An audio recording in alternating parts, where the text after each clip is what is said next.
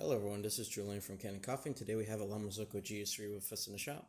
This model is from 2015 and it came in for quite a few issues, but mainly just the overall service, a PM on it, just from the age of the machine. This machine was stored for a very long time, so we did see a lot of unique issues likened unto corroding heating elements. As you can see, when a heating element, this machine was stored for roughly, with water in it, 2 to 4 years, just kind of sitting idle, and after a while that does corrode heat elements, stuff like that, and just brings out a lot of weird quirks of the machine. One of the quirks that we're running into with this model specifically is that the machine, within the 20 amp mode, as in both boilers kick on at the same time, produces enough amps to pop GFCIs, and it's kind of unclear why it's doing that.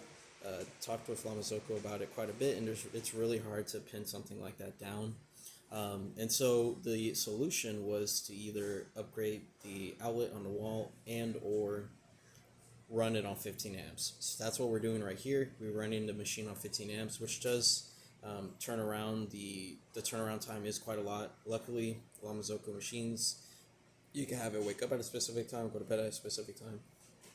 And so you could mitigate that, but just know it does take a while to warm up the brew boiler and then the steam boiler right on top of that. And so, yeah, and then you have to take turns, right?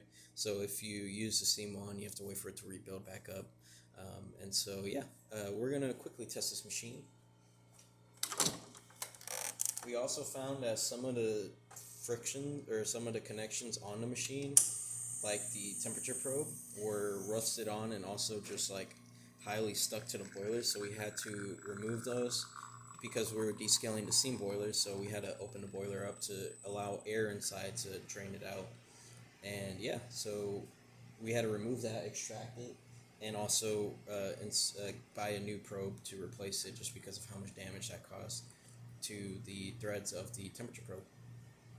But there's that shot for you. We're going to move this aside. We're going to start steaming.